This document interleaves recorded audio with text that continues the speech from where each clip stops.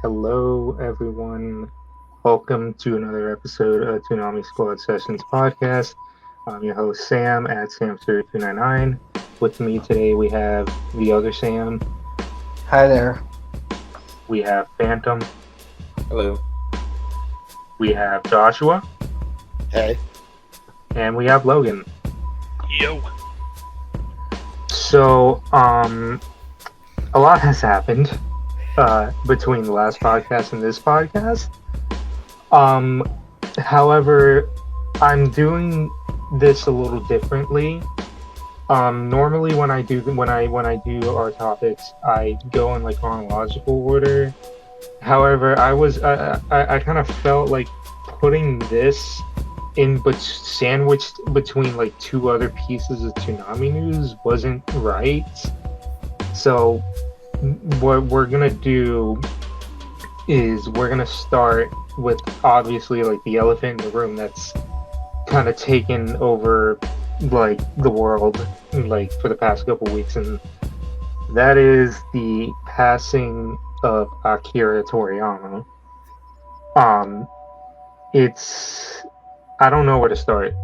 So like essentially, pretty much like we just want to like get it out there, like how we feel about it and all that, and then because this is like the most like somber news for this whole podcast, so I want to get this all out now, and then from there we continue on with the rest of our usual stuff. It's kind of funny. Well, not funny, no. Like I was like knee deep in like the middle of like because I was playing Naruto Storm, like the campaign, like for the new Storm game, and I was like neat like super invested into it, and then like I think out of nowhere, like I see a Twitter notification from one of the accounts that I have on not follow, like notified like every time they post. So then I just saw he said, oh, this doesn't feel real. I'm like, what is it? And then I look at the post and it says like Akira Toriyama passing away, and I'm like, what? I'm like, hold on, what? So instantly, like, I take that tweet, and I'm just like, instantly going to the guys, but like already the guys find out, and I'm like one of the last, and I'm like, oh my god, I don't know how to respond to this, like, because like unlike some of the others here and some of the other members of the squad, like I do not have I don't want to say like I have a history with Dragon Ball because it's been like a long time at this point, but like I didn't grow up on it like as much as everyone else did. I was yet again like it's pretty much like the story of how I encountered Toonami at the same time was like unfortunately like the house that I grew up in was really strict on what I watched, so like anything like that was like instantly gonna get me like in trouble. So I never watched it. Like I knew it existed, but I never watched it. Until like one day I turn on my TV and I see DBZ Kai on Nicktoons Network playing. That was like my first exposure to DBZ in a real sense. And it kind of got like I was hooked from there because I just couldn't stop watching. Like it was in the middle of like the Android stuff, like. And then Cell showing up and all that, like I was getting invested, and then I saw it on Nicktoons. Then they played GT. Like at the time, I didn't like know too much. Like, and then years later, I would see DBZ Kai again. Like I would see it on my TV guide, and oh, it's Toonami playing it. Which I didn't know about. Well, I think I knew that Toonami was a thing, but like. Yeah, I saw it playing there again, and then at the time I was doing so much research because that's when I had like a smartphone at the time, so I was just constantly looking up like videos on like Dragon Ball, like seeing the old DBZ stuff, like the Bruce Faulconer music and all that, and that at that point I was becoming like a bona fide DBZ fan, and it was just like crazy to me. It's kind of surreal. Like I literally don't know what to say if I'm being honest. I'm just like pretty much how I discovered Toonami and what I'm doing today was because Dragon Ball.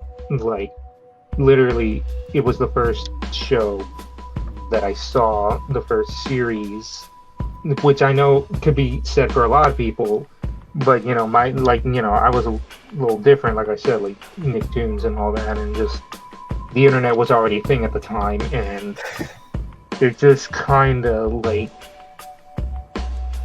literally wouldn't, be here right now if it wasn't for Dragon Ball. If I didn't, watch it that day, like if I didn't, see it on Adult Swim at that one night, and then me with my too much time, like at the time, like too much time on my hands, like internet diving to everything DBZ, and then seeing Toonami, and then diving into Toonami, it was just, yeah, like it I don't want to say that this news didn't hit me like a truck. It more felt like it's just insane. And honestly, the first thing that I was kind of doing was just I was seeing like everyone else's reactions, like the voice actors, like the cast, and just like all the companies. I was really curious to see what Toonami was gonna say and do about it, because they have to say something. They wouldn't be such a big thing if it wasn't. And they responded. We had that marathon, and I guess like the only other thing I could really say is just like, thank you, Akira Toriyama. Like, honestly, like if I wasn't, like if it wasn't for Dragon Ball DBZ and all that, I literally wouldn't be doing what I am today because of it. One other thing I do want to say is, for those y'all don't read the Dragon Ball Super manga, but like the manga recently was doing an adaptation of the movie Superhero. It was doing like a manga adaptation of Superhero, and like it had like a little prequel, and it actually had like a bit of an epilogue. The recent chapter that came out, it ends with like long story short, like after Superhero, they kind of like meet up with Goku again, and then like they pick up Pan from like her grade school with Goku there and all that, and like the whole gang's there, and then they fly off. And in the end of the chapter, Piccolo kind of like looks back, like he's supposed to be looking back at at Pan's teacher and waving goodbye, but it was like the way that was like, I guess, framed. And then come to find out later that because Toriyama doesn't do the art for the Super manga, that's Toyo Taro. Like Toriyama pretty much just builds like a blueprint or like bullet points, and Toyo Taro is the one that like crafts the story from there, like in the art. Toyo Taro tweeted that originally the chapter was supposed to end with just Piccolo flying away, but Toriyama actually was the one to make a suggestion, and he drew a correction, which added Piccolo looking back, which, if you look at it, literally looks as if he's looking to the audience, and he's like waving goodbye. Like, I think that kind of got me. When I learned that was rough on me. I think I said all I needed to say, so I'm just gonna pass it on now. Sam, what do you have to say about this? It's a loss for the art world. Akira Toriyama is an inspiration to many mangaka and many Western artists as well. His art and comics have influenced so many artists that it's hard to keep track of all of them. But his legacy lives on through those artists, and his art will continue to be enjoyed for generations to come.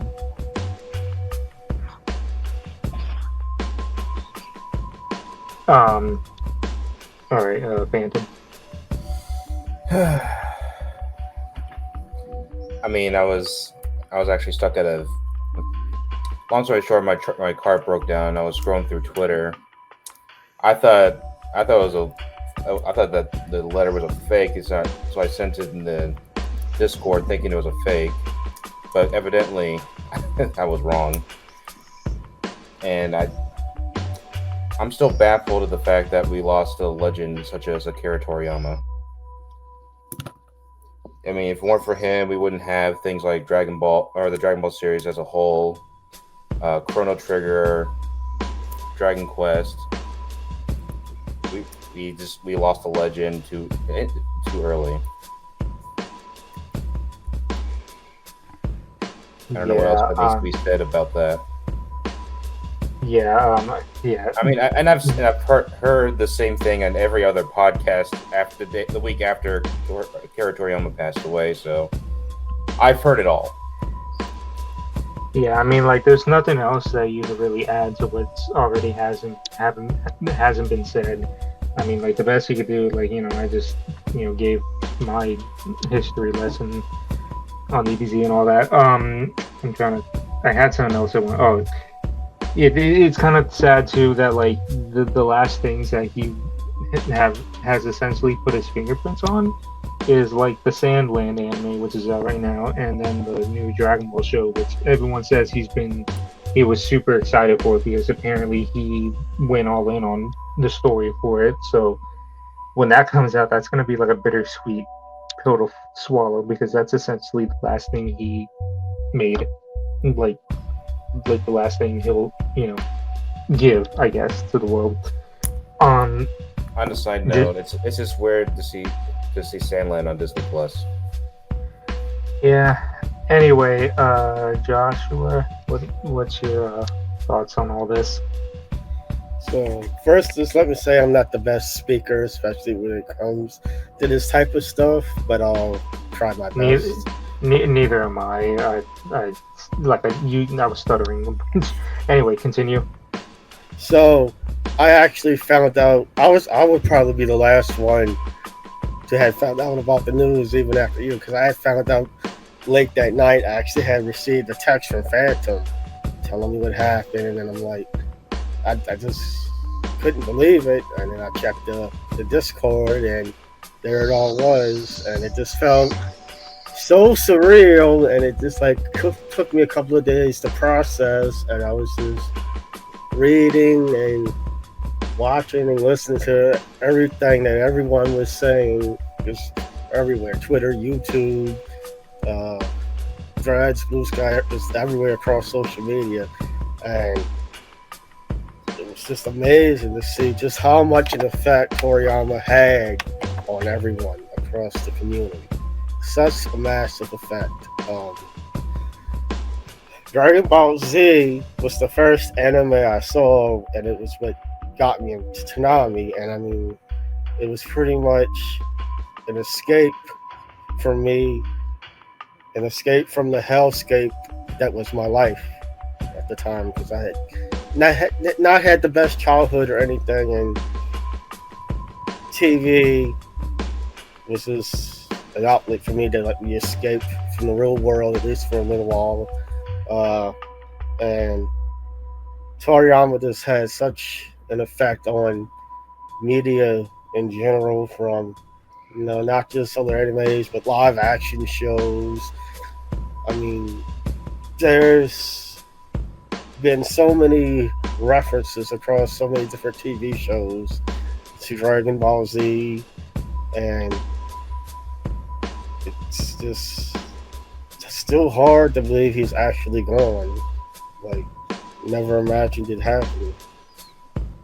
And it's just crazy, because it was something I thought about, that Toonami happens to bring Dragon Ball Z back on the block, and then a few days later, we find out about Toriyama's death. It's so weird. Yeah. But they didn't know either. Like that. Well, no. He had passed away after it had already started airing, for one thing. Yeah. Because they didn't announce his death. Like, he died on March 1st, but the announcement of his death came on the 4th. Right. But the Dragon Ball Z came back in February, like the last weekend or the weekend before in February, if I remember. Yeah. Yeah. Yeah. Not sure what else to really add, to be honest. I mean, That's it for Dragon Ball Z, which, even Toonami said they wouldn't be what they were today if it wasn't for Dragon Ball Z. I mean, I wouldn't have been here. I wouldn't have made Toonami Squad. We all wouldn't be here, talking, doing this podcast. I mean, Toriyama had a profound effect on everyone across the anime industry, media industry as a whole. I mean, it's a major loss for everyone. Yeah. You got anything else to say? I think that's it. All right, Logan, we leave it at you. Yeah, I mean, it's kind of like what can be said that the rest of you haven't already said. I mean, it's kind of like, I guess, I think about like when Leiji Matsumoto, who did Galaxy Express 39 and stuff like that, when he died about a year or two ago, I want to say it was. Obviously there was an outcry and support and sadness by the fandom, but you didn't see the same kind of international just mourning over the loss like you did with Toriyama. And I mean, that's the thing is, there are plenty of other manga artists over the years. I mean, Osamu Tezuka, guys like them, they paved the way. I mean, Toriyama even said that Astro Boy was a formative title for his own works. And so, like, obviously, back when Tezuka died, that was in the late 80s, anime and manga was not as global as it is now.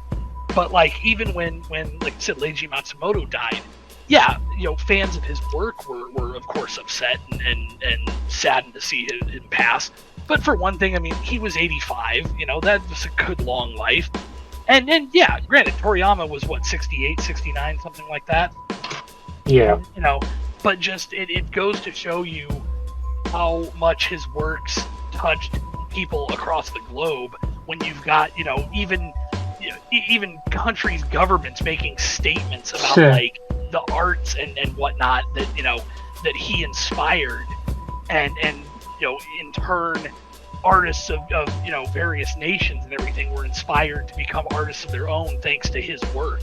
And so it's like it's a testament to how global anime is and manga, and that's in part because of his work. Something like Dragon Ball Z was such a pillar of Toonami's I mean, I won't even say their heyday, because honestly, Toonami now has gone on longer than it did back in the Cartoon Network days. You could say that now is the heyday of Toonami. But the fact of the matter is, Toonami would not have gotten to where we are now if it wasn't for the way Dragon Ball Z was part of that explosion of the block back in the real late 90s and the beginning of the 2000s. Like, that was so critical to what it did for the block, which in turn the block was so responsible for what it did for anime in the West, that, like, could something else have maybe managed to blow up the same way? Maybe. But the fact of the matter is, Dragon Ball Z is what did it. And, so that's the thing is, somebody like Toriyama will, he's gone, but he's absolutely never, ever going to get forgotten, because his work is too important to so many aspects that, he's going to be a legend in manga, and he's going to be remembered alongside names like Tezuka and Matsumoto. And that's, that's just the way it is. And that's great, because he absolutely deserves to be remembered, because he's an important part of all of this. Yeah. What was I gonna say? Like, it's just crazy. Like, it's the best example that I've seen, like, was a post I saw where someone said, everyone mourning the loss of Akira Toriyama is the closest thing to world peace. Like that insane. And like I was wanting, I was also like, oh my god, like the way Latin America is gonna respond because it's even bigger over there. Like it is literally Latin American culture to be a DBZ fan. Like if you're not a DBZ fan, what's wrong with you? Like over there. Um, Bef- Before we switch topics, I just want to add one more thing. There was a local news report here after the passing of Toriyama, just showing how much it impacted fans here.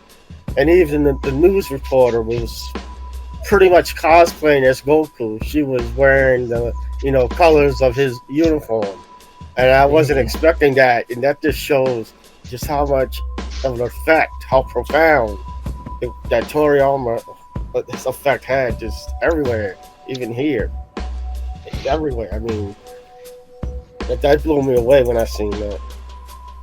yeah, like I can't say the same over here. It's Florida, like all there is boomers. But I mean, we do have that one ramen shop in Orlando that's dedicated to Dragon Ball. I thought that was Naruto. No, that it's Dragon Ball. Yeah. I should know. I actually went there. So, I guess that's everyone. So before we move on, I asked a couple members of Toonami Squad who can't be here tonight if they could record their thoughts. And I'm gonna let that play. Like I'm gonna edit it like right here. So I'll let them speak, and then we'll move on. Hey everybody at Toonami Squad, it's Eric Casey, also known as ZeroXstar5 on Twitter. How you all doing? Sam 2 asked me to do a little recording for the Toriyama tribute episode because I couldn't make it personally for the actual recording of the episode. So he asked me and some of the other squad mates that couldn't make it personally to do a little recording of it. To kind of give you our thoughts on Toriyama-san. So as you know, Toriyama passed away, and I really don't know what. I mean, I kind of have an idea what to say, but I've kind of it was a hit that kind of hit me harder than I expected. I don't know if any of you saw my tweets when it happened, but basically I was crying for 2 straight days. I was it hit me hard. And Toriyama's work, obviously Dragon Ball Z, and the whole series. What more can be said about Dragon Ball and the cultural impact that show has had, influencing so much, and even still influencing animators, artists, and fans alike, even now to this day. It's Dragon Ball is something that was created, that it's just gonna have that timeless, that timeless longevity, for Dragon Ball specifically. And in previous episodes, I've talked about how Toonami has kind of saved my life personally in a lot of my hardest moments in life. Dragon Ball Z was one of those contributions to how that whole thing played out. And even now, after his death, I started playing Chrono Trigger, and his art style is amazing in that too. I've recently got I'm starting to read manga a little bit more, and comic books and stuff, because my cinematography teacher actually kind of got me into that now. And from that, it's made me appreciate the artists more nowadays. And Toriyama is no exception. It's really made me pay attention to the art that's drawn along while I'm reading the manga. I'm someone that, if you know me, I'm not really the biggest fan of reading or books, but I'm more of a visual guy. So comic books and manga now has kind of turned things around for me a little bit, and I'm able to read and have a lot more fun with it, rather than the mountains and mountains and mountains of text and words in normal books and stuff like that. Man, I like I said, the fact that Toriyama passed away hit me harder than I really thought it would. And I'm confident going forward that, the creators behind Dragon Ball will continue his work with love and with respect towards his original vision. But, and also that last panel too, that was revealed that it's apparently Piccolo waving goodbye and everything. It's just like, man, dude, like,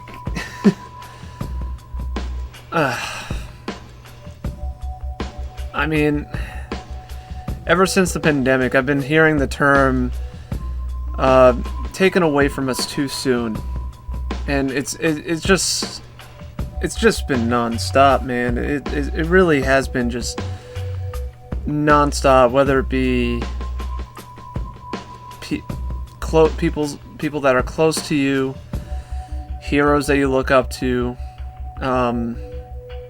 It just, I understand you get old and everything, but you don't expect like some of the people that we've lost in the last 2 or 3 years. And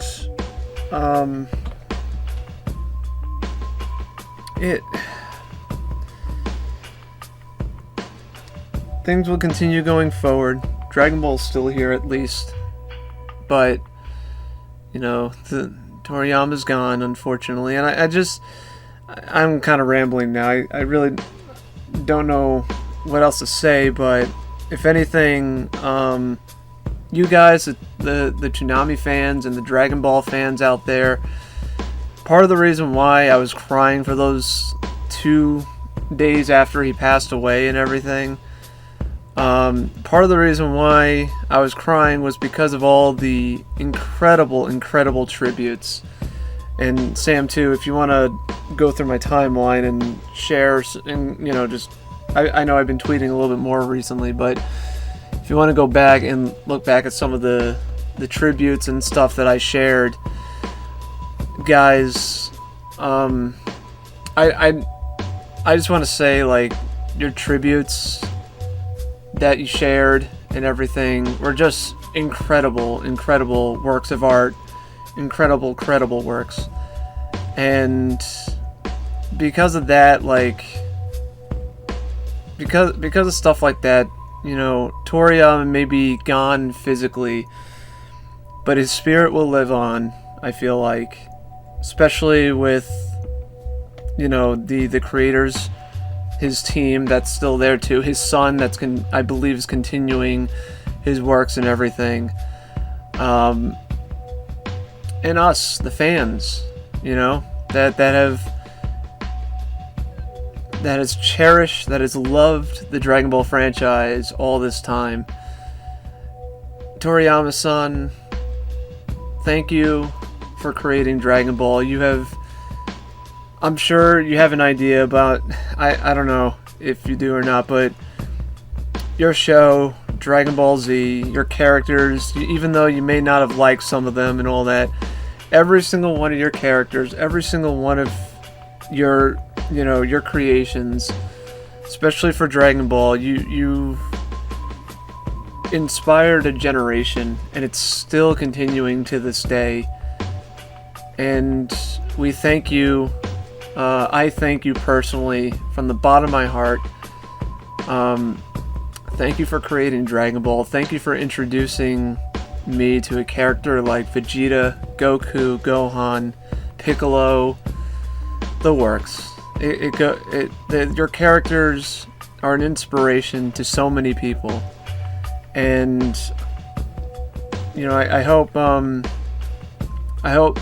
it continues, obviously, and I hope I hope you're still watching as it goes up there in heaven.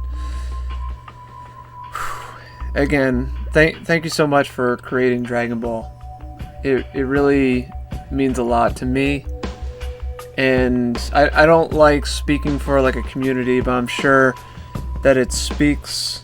What I mean is I don't like talking for a community and stuff like that, but I'm sure that I'm not the only one that really appreciate what you did.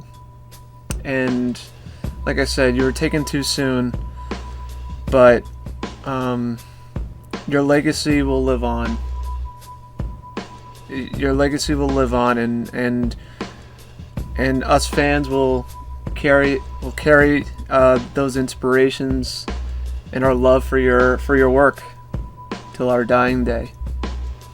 Thank you, Akira Toriyama.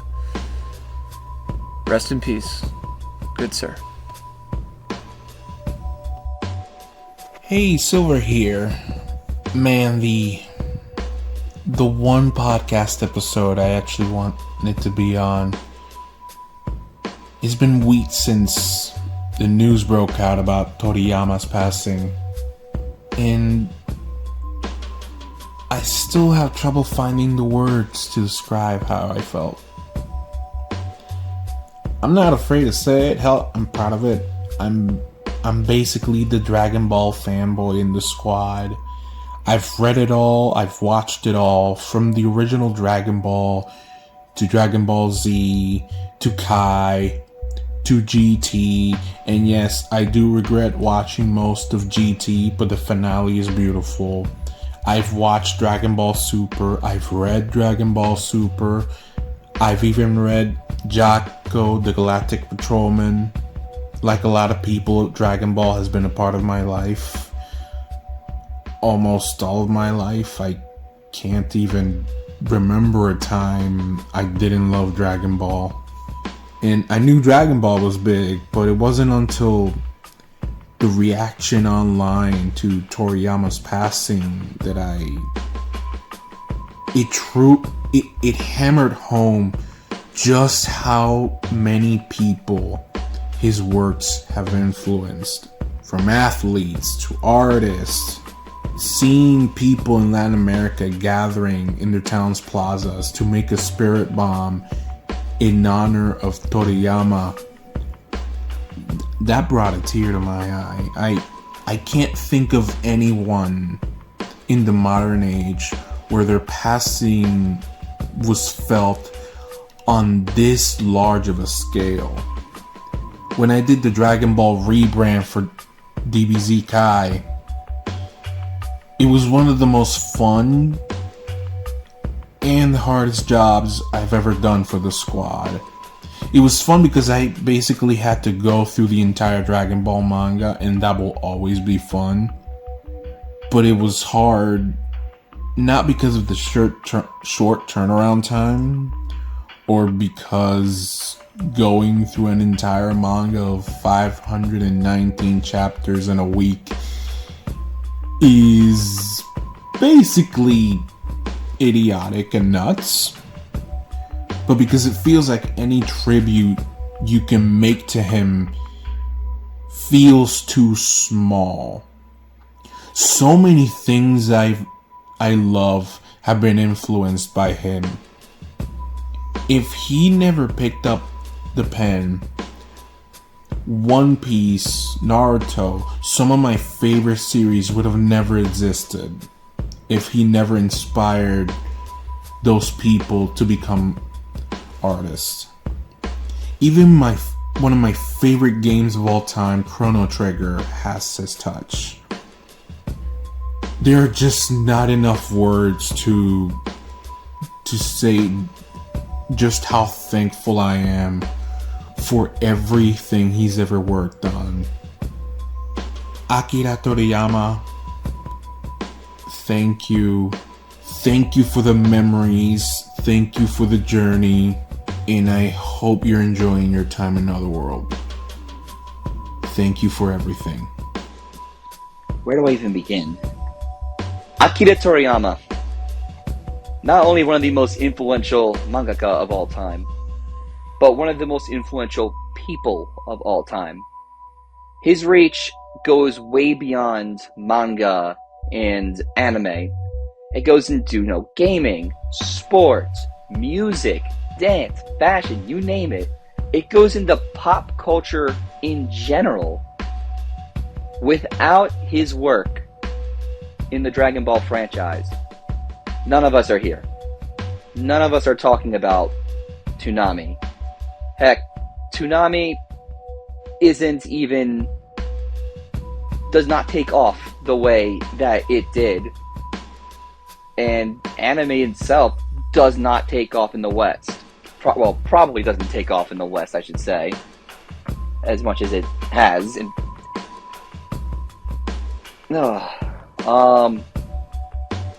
But his influence is just remarkable. Truth be told, I've recorded this so many times because it's hard to get this right. But, oh man, it's tough. I mean, I was devastated when I saw the news. It even got to my work colleagues who aren't even into anime, and we even paid a little tribute to him at my job. And I want to go back to influence. All of us wanted to be Goku at one point. Let's be real. All of us wanted to be Goku at some point. All of us has tried a Kamehameha. Everyone has tried to do a Spirit Bomb. Everyone has tried to go Super Saiyan at some point in their life. And you can't deny it. You have done it. I mean, so much so that I never thought I'd see Goku floating in New York City in a Macy's Thanksgiving Day parade. It's gotten to the point where, and I'm pretty much repeating my point here, but in just pop culture in general, it's unbelievable how influential Dragon Ball is. And it's just tragic. It really is. I'm trying to find the words, and it's tough. It really is. Akira Toriyama, rest in peace. You will be missed.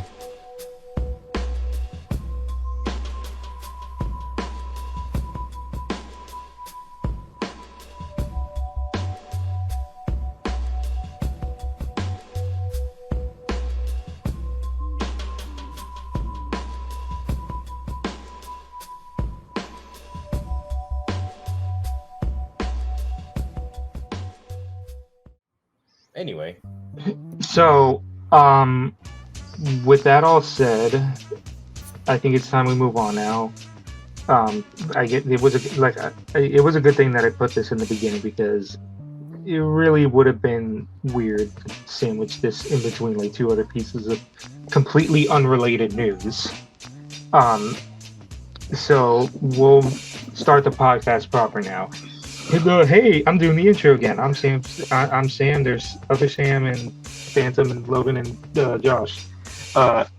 So why don't we start talk with the what are we watching topic?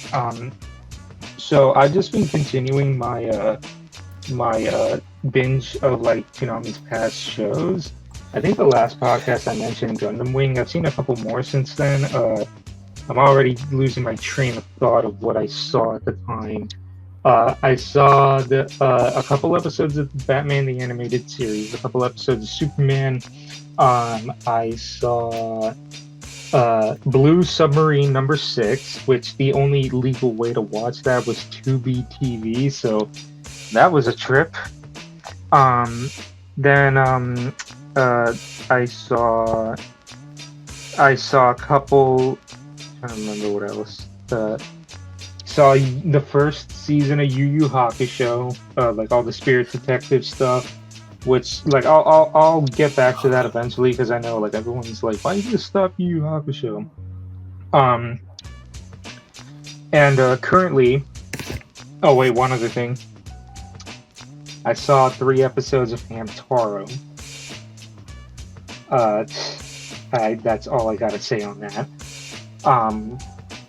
And so currently I'm going through Megas XLR, which I like. You know, I never seen, but I always heard it was like one of the greats of like Cartoon Network back then.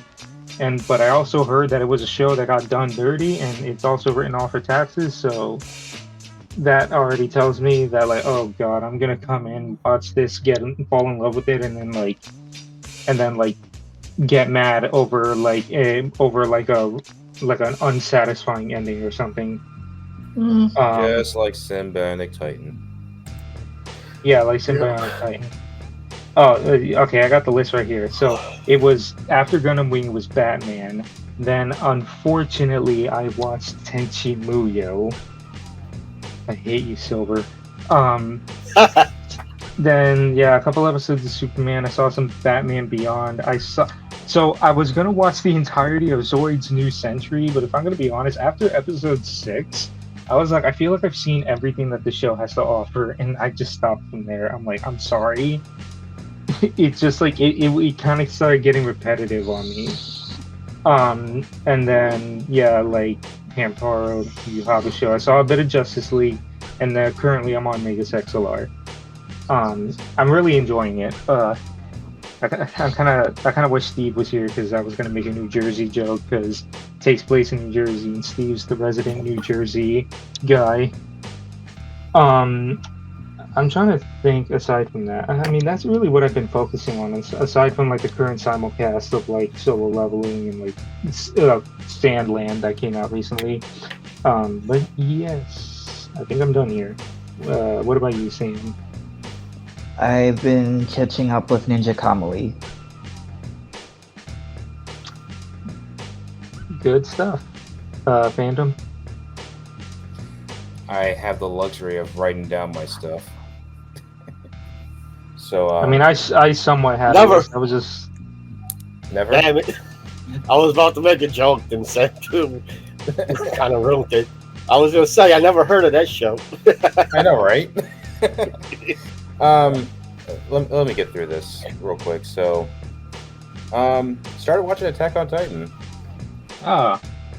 Thanks to my good friend Dank Souls for letting me use their Crunchyroll account. Hold on. Are you telling me you never watched it on Toonami? I'm rewatching it. Oh, rewatch it. I was about to say because I haven't seen the final chapters, so I'm starting from the very beginning, and then I go all the way to the final chapters and start watching that on Crunchyroll. I think I said this a couple of episodes ago. I think. Don't quote me on that. But I'm sorry, boss. What were you saying? The 2 specials, I think you can still watch on Adult Swim for free. Oh, okay. I'm not sure. So yeah, I started doing that. I forgot how good season 1 was. I'm currently on the Battle for Frost. Anyways, I've been watching One Piece. I stopped at 518, which is kind of sometime after the time skip, if I'm correct. And then now I can't use Hulu, so thank you, Disney. What else? Yeah, the specials are still available for free on AdultSwim.com. Oh, okay. I'll have to check those out eventually. Finally finished Dr. Stone. or at least caught up to it. There's still another season. Yeah. Full disclaimer, though, before Dr. Stone Season 3 started airing, I was like 8 episodes ahead, and I just stopped for a while, and then the blog, or Toonami, aired all of Dr. Stone, so I fell behind, and thanks to Sling TV, I was able to catch up as well, and thanks to Crunchyroll, I was able to finish. Invincible Season 2, good stuff. final episode of this, as of this recording, is tomorrow. I'll definitely check out the final episode, or season finale. Just like Sam One said, been watching Ninja Kamui, Licorice Recoil, good shows. Final Fantasy VII Advent Children I saw in theaters, actually, right before the release of Rebirth. I did not see the completed edition version of that movie, so there were some scenes I didn't even recognize. And then watched all of the OG X-Men, the animated series, just in time for X-Men 97, and X-Men 97 looks really good. It's not the original, but I think after taking off the nostalgia glasses, it looks good. And finally, Ghostbusters Frozen Empire. It was good. And that's it. Yeah, another example of a movie that all the critics are shitting on, but the audience loves. Just like Venom. Which one? Josh, just like Venom. Well, I know. Like when the first one. Okay. Because all the critics bashed the first one, saying that it's bad and blah blah blah. And then I remember like a lot of people were scared, like oh no. And then the movie came out. I was like, wait, this is actually kind of good. What are y'all talking about? Yeah, critics don't know what they're talking about sometimes. But yeah, Josh, what about you? I've actually haven't watched anything outside of Toonami. Just catch up on a few things I missed on Toonami, and that's about it. So I have really nothing else to add to this topic. All right then, Logan, we'll leave it at you. So haven't really watched a whole lot of new stuff lately. Been rewatching Star Trek Deep Space Nine because Pluto added a 24/7 streaming channel that's literally just DS9. So that's been kind of entertaining to just have on in the background whenever. The one new thing I did go see is I got to attend the premiere of 20 Years in the Making, the new Gundam Seed Freedom film, the sequel to Gundam Seed Destiny, which does sort of have a Toonami connection because the original Gundam Seed partially aired on Toonami in a oddly edited form. It was back when Toonami was just on Saturday nights in the Cartoon Network era, and apparently Cartoon Network standards and practices didn't like the idea of the characters carrying guns.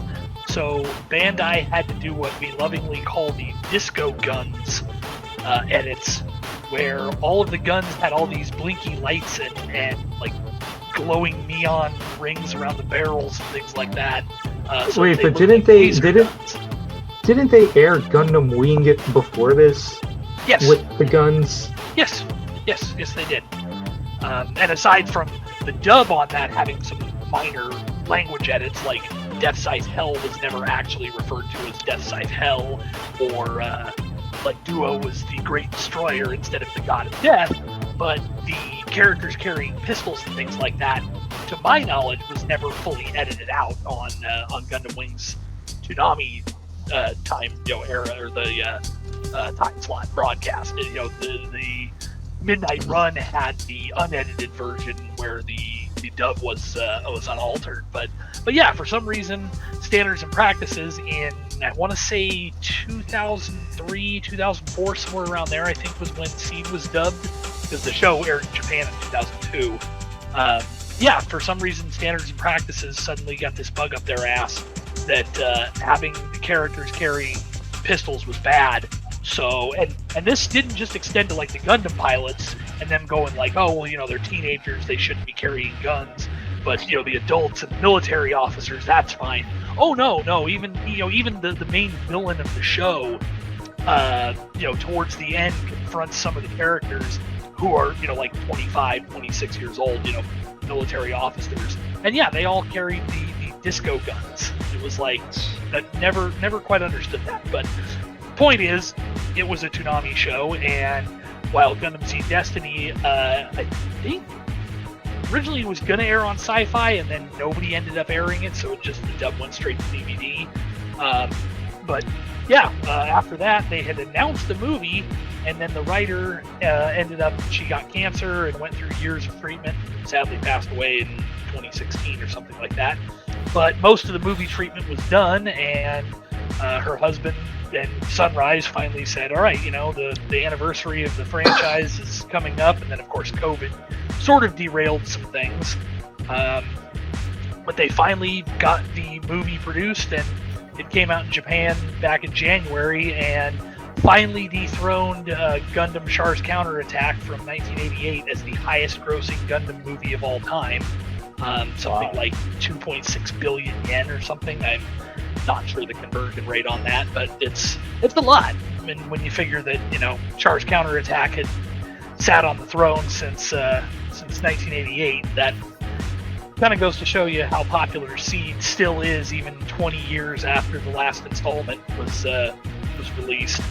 But yeah, I got to go to LA, and they flew out the Japanese voice actors for the 2 lead characters, and then the English dub voice actress for they pronounce her name Lacus, even though it's Lacus. It's Lacus.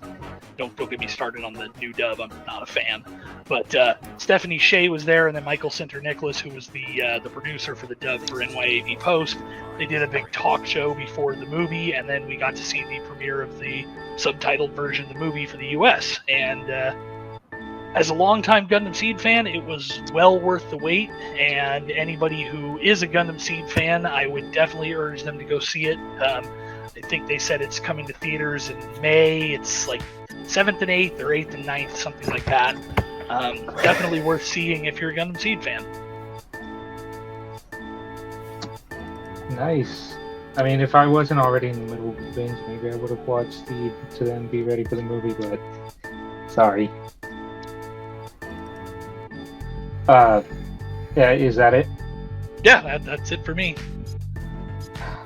All right. So I guess moving on to the next topic then. So I think I'm gonna do this moving forward. So we are coming up on and I said this in the last podcast, that we are coming up on another instance of a Toonami show with a canon movie that most likely Toonami will not air, leaving viewers to be confused. And that is with everyone's favorite Naruto Midpuden.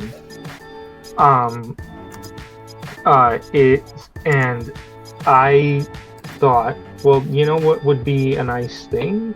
What if we did a watch party for Naruto The Last? The movie is called Naruto The Last because, well, at the time it was supposed to be the last thing that Kishimoto would write regarding the Naruto story, but that was the case. And it was essentially explaining how him and Hinata end up together, because Silver could probably explain this better, but in the Naruto manga, Naruto and Sasuke have their final fight.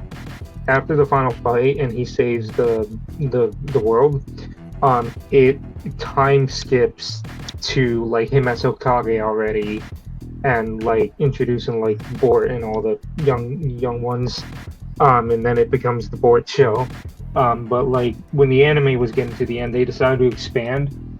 So the Naruto The Last is essentially the story of how him and Hinata end up together, which is a rare case for a shonen series to actually show the two most obvious future couple, to actually show how they become a couple, and not do the one thing that every other series does and just time skip and hey guys, they became a couple off screen, which is a rare thing for them, for a shonen series to do. But yeah, so essentially it explains how him and Hinata end up together, because the reason why I bring it up is because at the moment Shippuden is they're airing some filler right now, I think 4 episodes long. But after the filler, it goes to these adaptations of one-shot manga volumes, which they get through. But then after those, all of the last 10 or 8 episodes, I think, of Naruto Shippuden is planning for their wedding. And then the last episode of Shippuden is their wedding. However, if you don't watch the movie, you are going to wonder, wait, when did Naruto and Hinata end up together? And yeah, so that's why the movie's important. But I decided to why not do a watch party and like for us to see the movie. Once again, I wish Steve was here for this, and Silver to an extent. So, and this is something that I might do moving forward, is that if we have another instance of a Toonami show air that has a canon movie that they don't air, that I might do this again, like do a watch party and then discuss it on podcasts, because they've been doing that a lot recently for some reason. These shows have canon movies or TV specials that can't be skipped. Toonami skips them, and if you are only a Toonami only viewer, you are scratching your head at the context. Made in Abyss, Dr. Stone, the Demon Slayer to an extent, but they made the Mugen Train arc like into a TV arc. So yeah, the only people who watched the movie were me, Joshua, Silver, and Steve. Unfortunately, Steve's not here, so it's just me and Joshua. I told you guys. I mean, they left us to hang. They let us out to dry. I mean, like I also mentioned it to like Logan too. I don't know if you ended up watching it. Yeah. So I'm pretty much thought about giving our thoughts on the movie. Well, at least Joshua and I's thoughts, because I don't think Sam nor Phantom watched it, because every time I mentioned, hey, doing a watch party on Naruto the Last, Sam kept sending the I sleep gif. Anyway, I'm so, sorry. yeah. Let's. I know this is going to go way off topic, but we need to address that. He sent a what?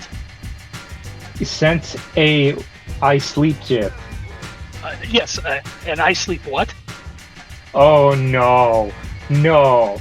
It's a gift, motherfucker. Wait, I always pronounced it as GIF.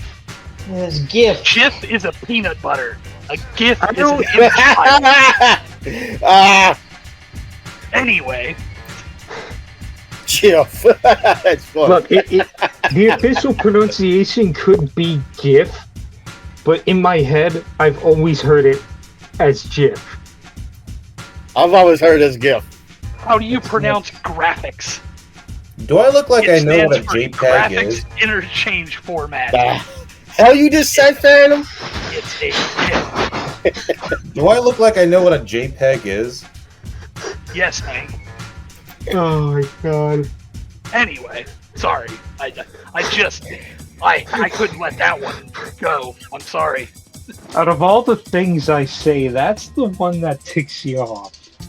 And you're a graphic designer, Sam, too. You should know this. Maybe my teachers have said the word GIF, okay, and I just forgot about it. Anyway. Should have had the Grandmaster ratios on here. Anyway. Naruto the Last. I'm not going to spend too long on it, because usually when it comes to our movie reviews, we end up like taking a long time because we go through like start to finish, but I'm just going to give like a brief description of my thoughts on it. Now, this wasn't the first time I saw it. I saw it like way back because I bought the Naruto 4 movie collection. Viz had released it at the time, and I just so happened to see it in my store. The issue is I made the mistake of buying the DVD, not the Blu-ray. Oh, Sam, too. Because, you know, like, it's been a long time since I've actually, like, used or watched the DVD, but, like, putting that into my PS5 on my 4K TV and seeing the blurriness really hit. And then when I was doing that watch party, my original plan was, because I have an optical drive from my computer, so I can insert DVDs and play them through VLC. And that was going to be my plan, but then I'm realizing, wait, what about the quality on this? And then I sent a couple screen caps, and I'm like, hey, are you guys fine with this? And y'all were vomiting at the thought of 480p. So I'm like, okay, I bought the movie off Amazon, and we watched it that way. Which at least I can keep that movie. Thanks for nothing, you crunchy bastards. Wasted so many goddamn emails and research on those assholes. Anyway, sorry. But anyway, so getting back on topic. So like, I really liked, the fact that I'm gonna sound like a broken record here, specifically to Logan, because I've had this topic of discussion so many times regarding like two different series of anime and manga, but I just like this is like I have a pet peeve regarding like TV relationships and just how most of the time they get handled. Like I hate like if you have two main characters that are obviously meant to be, like, and you have them hook up, like they either like hook up at like the series finale, like last episode of the show they hook up or whatever, or they hook up like way earlier, but like it ends up becoming like a toxic relationship. It turns out they're not meant to be, and like within not that long after they break up. And those were like the always the two types of relationships I saw on TV, with like the one exception being like if anyone watched Kim Possible, like on the Disney Channel back in the day, that like Kim and Ron ended up together, and they actually had like the last season of the show actually with them being a couple. Not to say they were flawless, but still, like it's like that is, to me, is like my perfect example of like relationships. Anyway, I'm getting way off topic. Let me get back on topic. Point is, I actually, and regarding a lot of shonen series, most of the writers flat out say they don't know love. They don't know how to write love or whatever or anything like that. So most of the time, like those. Sorry, Joshua, I keep hearing myself coming from your mic. I think it just went away. But anyway, so yeah, most of the time, like shonen series, like they don't do any of that. Like they just do off screen. Like biggest example, like I guess one of the biggest examples is like Dragon Ball. Like all of a sudden Bulma has a kid, and who's the father? Vegeta. And like I imagine at the time, who would ever think that? Because I don't think like anything like that was ever implied, and then just out of nowhere time skip and they have a child, and it's like what? And it's not the only series to do that, and I'm just like genuinely surprised and shocked that the creator actually went out of his way to like write like the story of like how Naruto and Hinata end up together, because like it's been like such a thing in the series. Not to mention too, like she even confessed to him like during like the pain arc and all that, and like at the time like it just kind of got swept away or whatever because like it didn't get brought up again. But then the movie acknowledges that, because like, it's so funny. Naruto, you could literally put like any other shonen main character there, and it would literally be the same. Like the movie goes out of its way to show how absolutely dense and stupid Naruto is in terms of like relationships, like and his feelings to Hinata. That like the only reason he even found out or like realized his feelings for her was because he was like caught in like a genjutsu. So like I should point out the story of this movie very briefly is that like there's some assholes on the moon that want to that just want to destroy the world because they don't like how it's been. Like it's a bunch of the plot of the Otsutsuki plot. Like I know no one here cares for that. But like point is they kidnap Hinata's sister, so like they gotta rescue her. So then that's when like Naruto goes to like a bunch of them go on a mission together, and then in the mission they get trapped in this genjutsu, and it's weird. Naruto and Hinata kind of get like tied together in that genjutsu, so because of that they're like sharing minds, and like because of that he's seeing her perspective on her feelings, and then that's what makes him like realize like her feelings. And it's like I said this a while, like when we watched the movie, it was like the main character is so dense that in order for him to realize her feelings, he had to be put like in essentially like I don't know like another term for this. Like he had to be put in her head to like actually see her thoughts on it. But yeah, and it's just amazing because then like after that he's like he's literally like, how do I process this? Like he literally doesn't know what to do. It's amazing. He's like all of a sudden he's bumbling. He's like I think I realized that like I like this girl or whatever. Like and it's just amazing. Like he actually confesses to her in the movie. When they're trying to catch him, and he's like, it's that whole scene's just amazing. Like for the people here who haven't watched it, I would genuinely do recommend the last. Like I know Naruto, we can call him mid every day, all day. However, I do genuinely feel like that movie is actually really good because like like actual character growth and building, like, and B, just like the animation overall, like the animation's insane. Like so. Like Hinata goes with the bag, like with the villain of the movie, because she saw like a vision or premonition or whatever, so she had to go with him.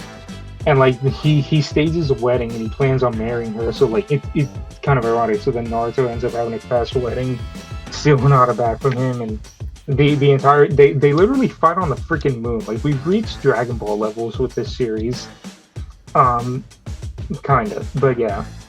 And then the final scene, like literally Chef's Kiss was like them like actually like confessing to each other, and then like the scene of them like running back and like they're like experiencing like their life together, and then cue the credits. All of a sudden it's their wedding, and then post credit scene. Hey, look, there's Bort, the one character who will kill the entire series in the future. I talked a lot on this. But point is, watch Naruto the Last. It's a really good movie, and most likely Toonami's not going to air it. So this has been your podcast warning on it. Like I said, I will probably do this more often if we ever run into these situations again. And then I'll cut to Joshua now because Joshua was there when we watched it. So Josh, you what? What were your thoughts on the movie? I mean, I'm not sure what else there is to air. I'm pretty sure you covered just about everything. I like the movie, and I saw the movie before we did the watch for it, so that wasn't my first time seeing the movie. But yeah, I like the movie. I gotta say, Naruto is pretty damn dense. Took him long enough,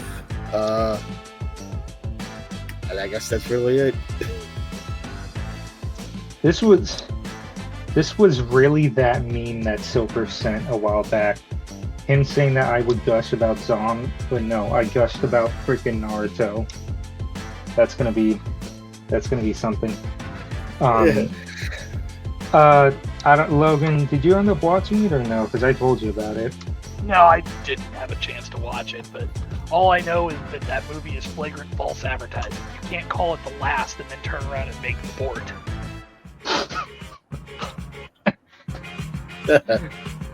I'm gonna like clip this and then just send that. Like when I get to editing, I'm just gonna clip this moment and I'm just gonna send that. All right. Well, I guess we should move on then. Was this a pointless topic or not? If I was the only one that was actually speaking on it, like Steve saw it too, which is why once again I wish Steve was here to talk about it. But like, yeah. And like I said, Steven and Silver hung us out to dry. Yeah, like the two fans that are like more knowledgeable in this. But yeah, I guess we should move on now. So we had a show end, which, you know, like, no surprise here, because I imagine with like as Toonami gets closer with Demon Slayer, they're probably gonna, like, Sony or Aniplex or whoever the hell, it's gonna want to charge more. But a Demon Slayer finished. It ended with the entertainment district. We might see Swordsmith Village soon, maybe in a year. But I think the plan with Demon Slayer going forward is that because Jason has said that they had to negotiate a price, like because Sony wanted to overcharge at the time, but because enough time had passed, they were willing to like negotiate a cheaper price for it. So I'm willing to assume that like we get Demon Slayer like maybe a year or two after like the most relevant season. Like, give it maybe a year or two, we might see Swordsmith Village.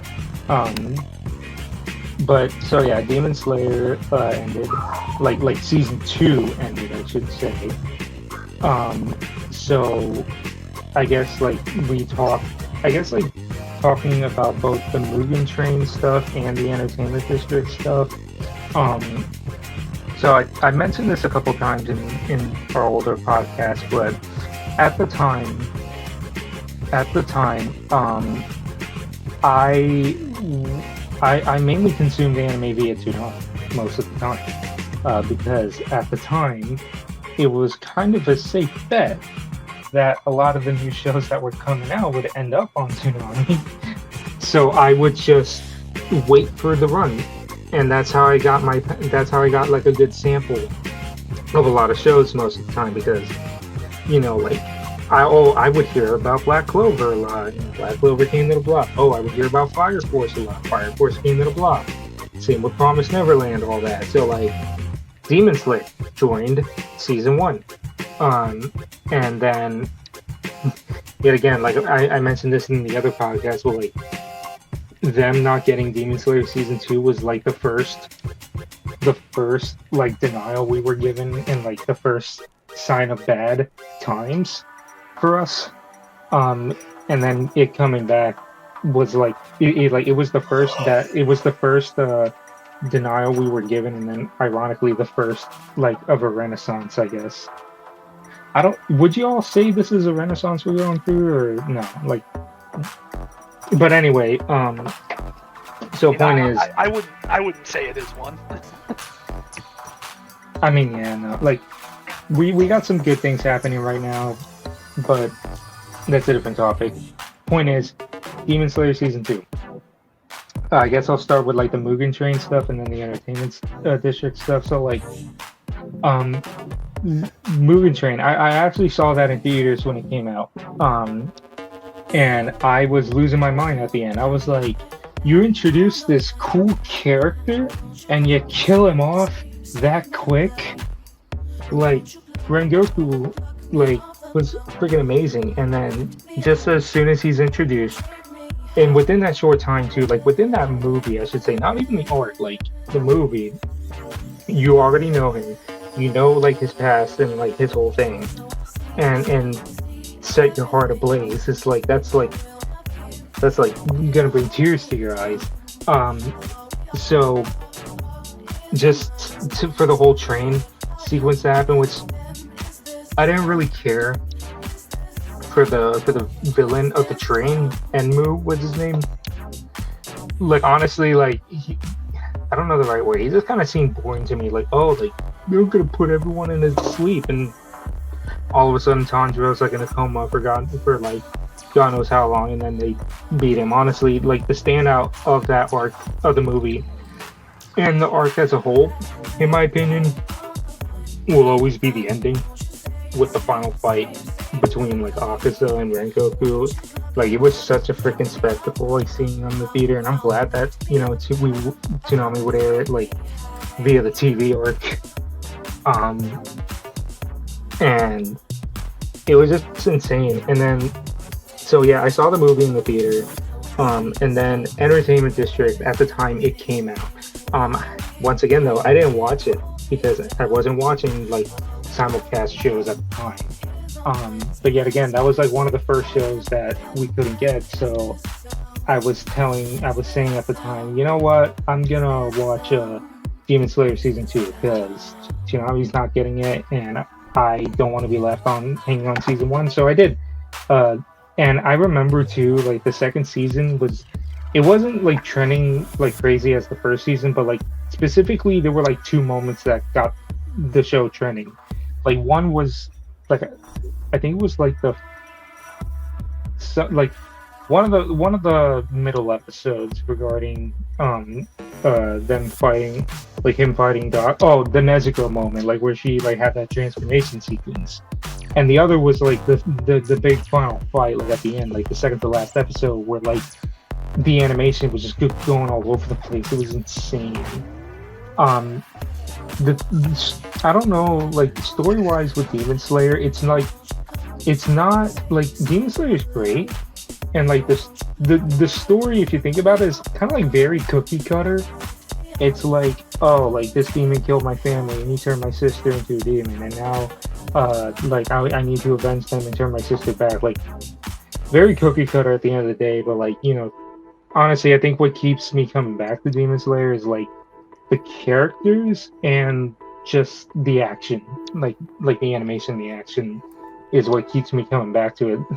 Honestly, I literally have no idea in regards to like the story of Demon Slayer. But yeah, I mean, once again, I wish Steve was here because he's the biggest Demon Slayer fan out of all of us. One other thing I do want to note though, the second to last episode of the Entertainment District, that with that huge big final fight, it was a momentous day that day because it wasn't just that episode that dropped. Another huge, bombastic, earth-shattering anime episode also aired that day. It was Attack on Titan episode 80, specifically the beginning of the rumbling, where pretty much Eren just showed his true colors, well, somewhat.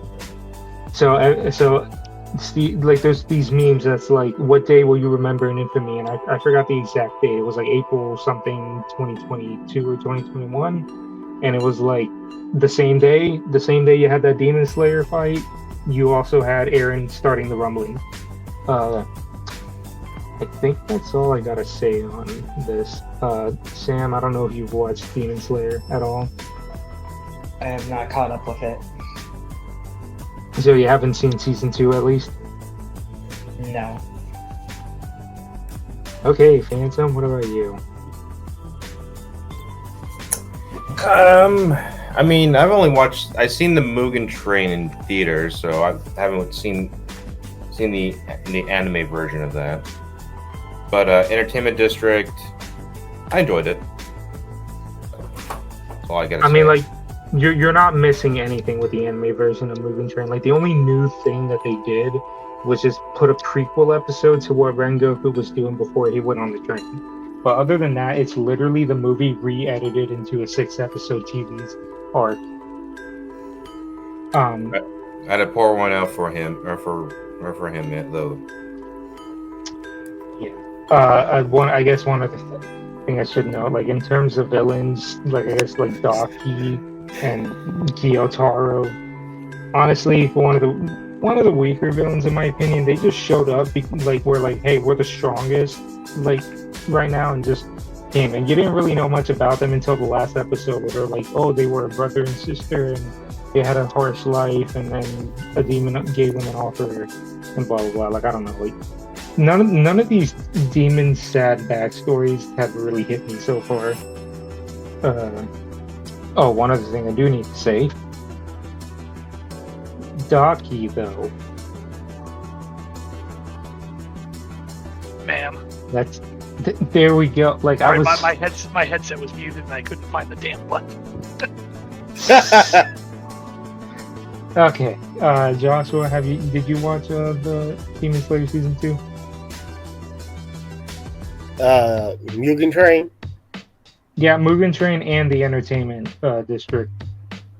I did not finish Mugen Train, but I did watch Entertainment District Arc. Definitely like that season. A lot of action and suspense. It was pretty damn good. Can't really comment on Mugen Train since I didn't watch all of it. I was gonna say, did you ever watch the Mugen Train movie that came out a couple years back? No.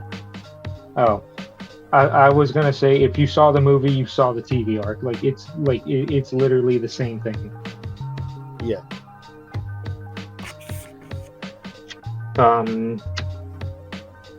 Wow, this is actually going by pretty fast. I was not expecting this. I thought we'd be going on longer. Maybe I should have took my time with what I've been watching. Well, yeah, and I think that's also because like the people that talk the most are Steve and Sam, but Sam didn't watch the season, so and like I said, I'm just terrible at giving my thoughts and expressions. That's why I Same don't here. do like that's why I don't do like reviews and all that, like because I Same literally here. do not know how to put my opinions into words. Same here. I understand. I get it. I understand. Logan, what about you? Did you watch the second season of Demon Slayer?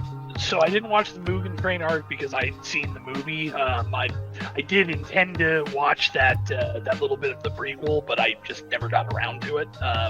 So I skipped that, but I did watch the Entertainment District arc. Really enjoyed it. I'm looking forward to if Toonami ends up airing Swordsmith Village arc. I guess, I mean, from what I understand, because obviously I haven't seen it, I guess that one's got a bit of a mixed rap. But yeah, I mean, you know, I love the animation style for this show. I mean, it consistently tends to impress. You know, I mean, any weekly anime has moments where it's just kind of like meh. I do think, you know, I mean, obviously this doesn't apply to the episodes because I didn't watch them, but like you said, the Mugen Train stuff was really just the movie edited down. I feel like that probably was more beneficial for it because, like, I don't know if they plan to produce it as like, hey, we're just going to edit this together as a movie and then put it into, you know, and then cut it down into the episodes. But at least when I saw the movie, it felt like the animation quality was just picked up a notch. You know, I don't, like I said, I don't know if that was because they planned it as a movie and then decided to cut it down, or if it was the other way around. But I also don't think that the Entertainment District arc felt like a downgrade from what we saw in the Mugen Train animation. So yeah, I just, you know, I'm enjoying In my it. opinion, oh sorry, in my opinion, Entertainment District was definitely a step up from Mugen Train in terms of the animation. Yeah, I mean, you know, specifically- I felt like they were probably on par. I mean, you know, I could see, you know, aspects that we're probably better thinking about it now. But yeah, you know, it's funny because when Demon Slayer first aired on Toonami, I kind of didn't like it. Just didn't mesh with me. Like I just didn't really get it. And then a friend of mine was like, "Hey, I really want to go see the Mugen Train movie that they just announced." And I was like, yeah, what the hell, you know? I was like, I didn't really follow along with it all that well, like as far as the first season. So I was like, you know, what the hell, you know, it's a couple hours, like who cares, you know? And the thing is, you know, you figure with a movie like that, like it's gonna have some action. I mean, you know, they're not putting it in movie theaters for it to just be, you know, like 6 episodes worth of like, oh hey, you know, we're you know. I don't mean to insult One Piece like this, but it's not 6 episodes of some like middle of nothing arc in One Piece where it's just meandering along. Like, you know, you're going to a movie theater and you're going to be like, okay, this is going to be some freaking action. So I was like, yeah, what the hell, you know, I'll go with you. And maybe it was just the way the movie was put together, but it was enough to actually kind of re-spark, like, or not even re-spark, because to be honest, I didn't have much of an interest at the time, but it was enough to kick it into like, wow, I actually am kind of interested in this now. I rewatched the first season and was like, you know what? I think I know I've talked about this before, but there are shows for me that when I watch them weekly, they just don't engage me. But if I can watch them in chunks, it just be better. And that's what happened with this. Like it caught on better, and I was able to stick with it. And so, you know, rewatching it, I rewatched the first season, then I rewatched Mugen Train as a movie, and then now that it's back on Toonami, like I said, I did skip the episode version, but I'm on board. So, you know, I'm looking forward to the next stuff, and I hope I hope it doesn't end up like this last time where it took Toonami forever to finally be able to get their hands on it. I'm hoping Aniplex will play ball a little sooner, and maybe we'll get to see it on the block. It'd be nice to see it show up like this summer. I wish, but realistically, I'm like thinking like next year, because I think I know what's going on. Like I think it's because since Swordsmith is like literally right before the next season, which is coming soon, that they're probably pricing it higher again. So I have a feeling it's another wait game, like until they put out a lower price, which who knows when that will be. Not yeah. I don't even know. Actually, now that I think about it, because like they didn't, because ever since Mugen Train, they've been doing these. I think they're trying to get the same amount of numbers from Mugen Train, because what they've been doing since then is like they'll have these theatrical events for Demon Slayer, and like what I mean by that is like what they do is like they'll make it a theatrical event. They'll put they did, like, this is the second time they did this. The first time was for the Swordsmith Village. What they did was they put the last 2 episodes of the Entertainment District and then the first episode of Swordsmith, which at the time had not premiered yet. So you were going to the theater to see like the last 2 episodes of Entertainment District and the first episode of Swordsmith. I should say though that seeing that last fight, the Gyotaro fight, on the big screen in a theater setup actually was pretty amazing. Not gonna lie on that. But I mean, other than that, like it's literally like it's funny too, because I think when I went, people thought that it was gonna be like another standard Demon Slayer movie, like. And that was not the case. I remember some people were actually like in the audience groaning because like, oh, they played the second to last episode of season 2 and then the fight ended, and it was like, okay, are we gonna move on? And then they play the next episode of the season finale, and everyone's just like groaning like. And I even had a friend with me too, because he's a Demon Slayer fan, and he actually like got up when they started playing the season finale. He literally got up, left, and I messaged him like, hey, what's up? And he's like, dude, just let me know when the new one, when it's starting. And I'm like, all right. Literally, like I told him, hey, the new episode's starting. And then he came back, like so yeah, they did that. And then surprisingly they're doing it again with this new season. So like what they did was that they played the last episode of Swordsmith Village, which was like an hour long, I think. And then after that, they play the first episode of this new season, which is called Hashira Training. Like they played the first episode in the theater. And like I should note too that while maybe the last episode of Entertainment District and to an extent Swordsmith Village could be considered theater worthy, you're then following it up with episode 1 of a new season, which unfortunately, like, you're not gonna have the biggest stuff like in the first episode. So you're in the theater watching, like, I don't want to say meandering, but like essentially like small scenes that it's gonna lead to something cool, but you're not gonna see that cool thing in the theater. You're just, you know what I mean? So like they actually never even released the numbers for the recent one, or they did and I didn't see. But I don't think it made Mugen Train. Like, I think they're trying to repeat the success of Mugen Train, but it's like you're not gonna get that unless you just make the next Arkham movie like you did with Mugen Train, in my opinion. I know I kind of just went off there. Like I didn't mean to cut you off, Logan. No, you're good. Like I pretty much covered everything I was gonna say about it anyway. But yeah, point is like. Demon Slayer season 2's over. It's kind of sad. I mean, I'm hoping that they come back with Swordsmith Village soon. Which, going by what you said, I don't know the consensus online. Like, because here's the thing, and I'm not gonna get into spoilers, but like, when it came to Swordsmith Village, I was watching it simulcast. The one thing I noticed was the difference between this and the previous 2 seasons was no one was talking about it.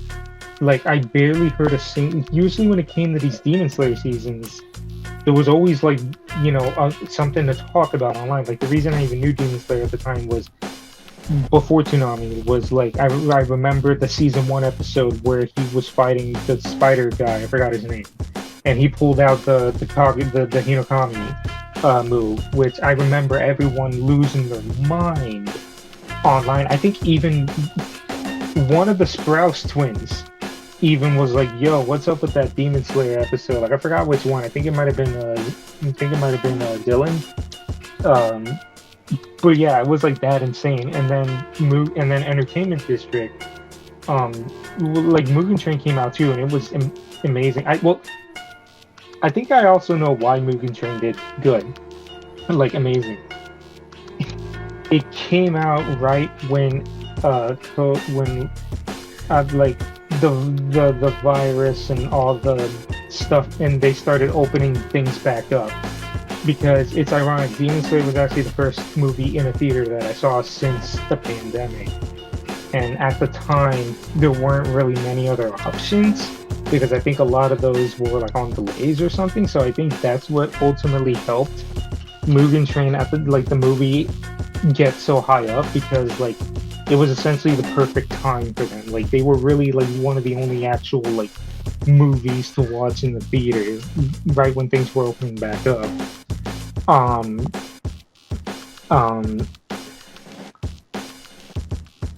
gonna be honest, I just lost my train of thought right now.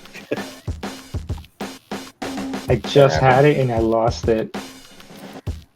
But like anything, but yeah, so going back, so yeah, like but when the Swordsmith Village was happening, no one talked about it. Absolutely no one. I even brought this up when it was airing. I'm like, I'm noticing that like there's literally no one talking about this season, and like the season's not bad. It has some good moments, but like it doesn't like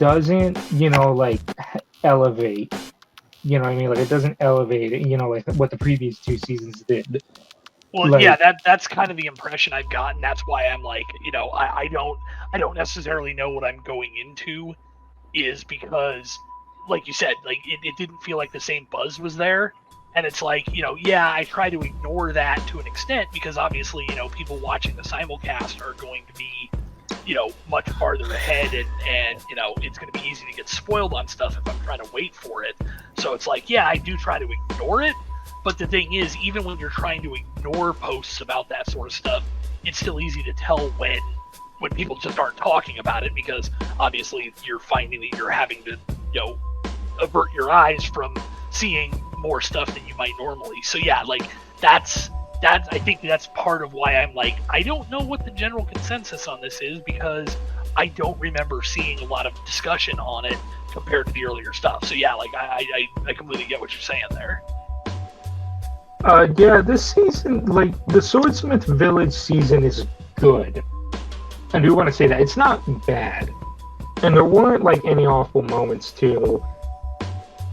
I want to say, like, it doesn't go beyond...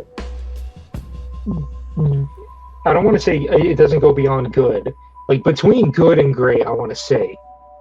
Like, I guess, like, it's better than good, but not great. But yeah, so I think that was enough Demon Slayer talk, unless anyone else has something to say on it. I will say about the intro for Swordsmith is goated with a sauce. Yeah, because it's a man with a mission, and they usually always deliver banger anime openings. Oh yeah. Yes. So that brings us to our last topic. And I believe this is your favorite show.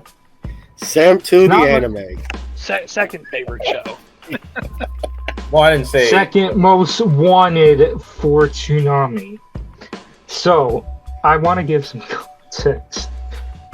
Y'all had to like understand, like at the time, like this was okay. So this was literally the day after Toriyama's passing, or at least the announcement of Toriyama's passing. We were still sad about Toriyama. We were still in grief about Toriyama. Phantom sends the link to a Facebook post, and it was Toonami with a memoriam saying like "Rest in peace, legend. We will never forget you." And I'm like, "Oh shit, yeah. Let me go to Toonami's Facebook and get that link so I can send it." But then I went to Facebook, and then I went to their page, and the first new post was that Toriyama tribute. So then I went there, I got it, and I'm like, "Hey guys, here's the thing."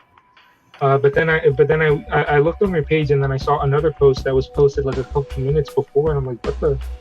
Wait, what? Hold on, did anyone catch this? I'm not seeing anyone talking about this." So like, I go underneath it, and it was some of the most the words that were put in that post just got me insane. Like, so this Logan knows so much. This was my second most wanted show for Toonami. However, I didn't talk about this a lot because I did not want to repeat the same mistakes I made with Jujutsu Kaisen. I was literally Look. let me. It's not gonna come.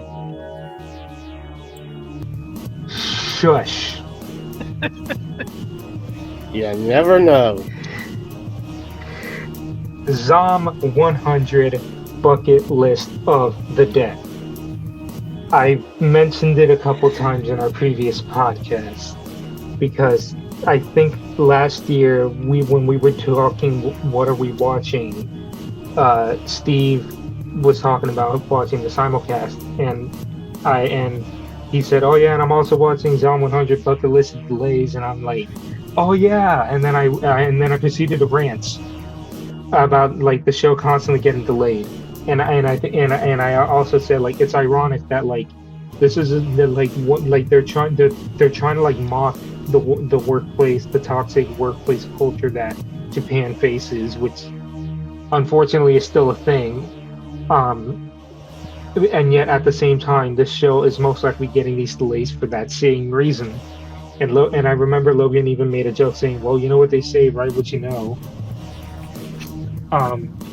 It's true. So, if you were watching ZOM 100 last year at the time of simulcast, it was the most painful experience ever because the first 3 episodes aired like normal. I don't know where the 4th episode gets delayed by a week, and at the time they said it was like some Japanese festival that was on TV. Whatever, no big deal. I can like delay, fine. Then all of because here's the thing too is that when new episodes were simulcasting, they were supposed to be Sundays. They would delay it by a week, say it's the next Sunday, and then Saturday would be like, oh no, it's Monday now. So all of a sudden, this Sunday simulcast became a Monday simulcast, and it's not even that they said, oh, it's going to be Mondays now. No, they would continue to say it's Sunday, and then Saturday they would say it's Monday. It was like the most insane. Like, if you were watching this show, like, behind the scenes explode in real time. It was insane. Because episode 4 gets delayed. At the time, it was the first delay, so we were like, whatever, fine. No big deal. Then 5, I think 5 came out on time, or 5 got delayed by a day. I remember 5 came out shortly within the time it was supposed to. That was fine. Out of nowhere, they go on a 2-week hiatus. And I'm like, what? And then they had to drop a completely new schedule for episodes 7, 8, and 9, which it was insane. And then it's even more insane that they couldn't even keep that. Like they couldn't even commit to that new schedule. It was the most it was literally like you were like, what are you doing?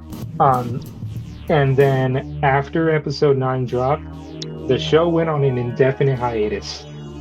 And it did not come back until Christmas Day of 2023 when they just dropped the last 3 episodes of season 1, just like that.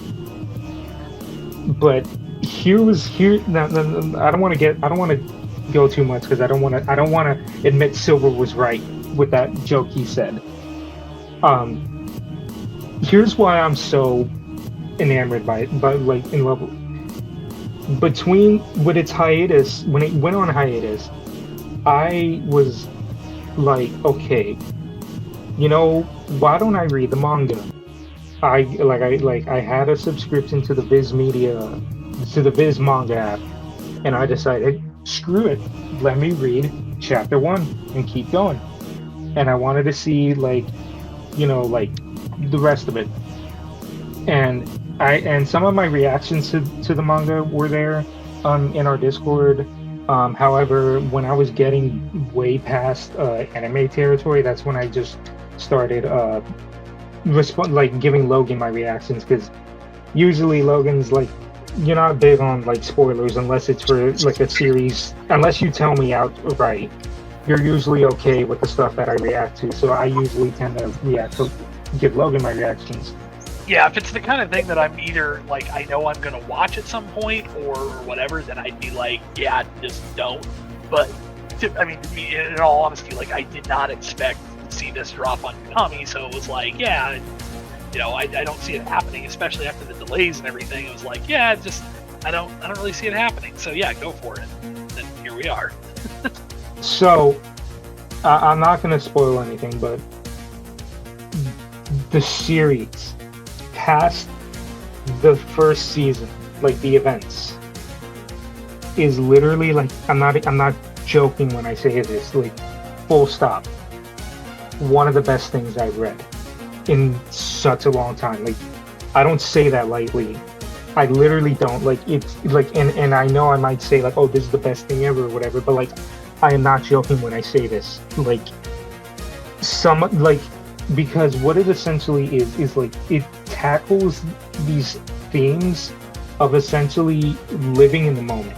It tackles the themes of like living in the moment, like, you know, like stop worrying too much about like the past and like the future. Like it gets deep, and not to spoil anything, but like it also like each character, because like the first episode dropped on Toonami and it's about him, but he's the main character, but it's a group of people, and over time you see the story with these people and why they are the way that they are, and it is mind-boggling to me, like how, like, I guess the reason why I love this series so much is Silver kind of said it the other day when the first episode dropped. I relate a lot to the main character. I like with the way he's dealing with his job, and just like everyone has that thought, you know, that you hate going to the job. The job sucks. You literally just wish something would happen to make you stop working, and for him it came in the form of a zombie apocalypse. It is a zombie story, but it's not about the zombies. The zombies are there and it adds a bit of tension, but it is ultimately about the characters and how you know, like the message of this series is essentially like living. It is about living, and it is about like living in the moment, and you know, like pretty much like the message of it is you only have one life, and it's like I if I go any further, I'm just gonna start talking story stuff, but if y'all are hearing me right now, like that's how insane this is. And Logan as my witness, because I've shared with him like some of the stuff that happens later. Like one moment had me freaking dying. Like Logan knows what it is, but yeah, like because like it was something that was built up for a while, and it actually crescendoed, and the fact that this series is still continuing even after that is mind-boggling to me. But like one other thing I do say, that it can also get wacky. Like the first season's pretty wacky, but past the first season it gets insane with how unrealistic they get, like things get. But like I said, it's not about like the zombies or the scenarios they get into. It is about the theme of this, like, and the characters, and like, you know, just the message of living and all that. And I'm just Silver ended up being right on that, on what he said the other day. Did he? I went too much on this. Back on topic. The show's on Toonami. Well, sorry again, but like, I'm going all over the place. Sorry, but essentially, after I read the manga, it really put into perspective how bad the anime shit the bed. Like, it really put how bad the anime screwed it all up, because it's a show that no one talks about. Like, it is literally a show that no one gives a shit about. I mean, not gives a shit about, but like essentially, like, because of all the delays and all this, hype for the show just died. Like, no one watched it, and I barely see anyone talk about it. And at the time, you know, I didn't really care much. But yet again, like, have y'all?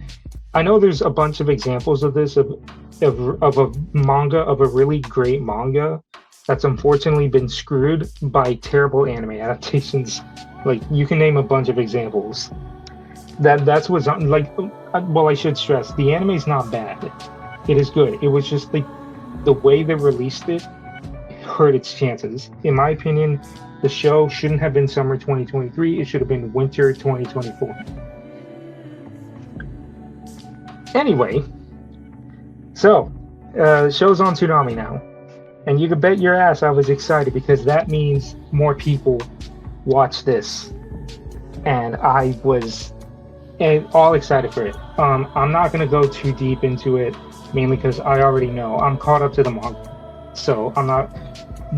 But the first episode, it's been forever. I haven't seen the first episode since it came out on simulcast, but first episode's perfect, and the way the studio went about animating it is like amazing, with like some of its little fourth wall breaks. Like, he literally crushes like the bars, like the I don't know what you call it, like the black bars that essentially gave this thing a widescreen view.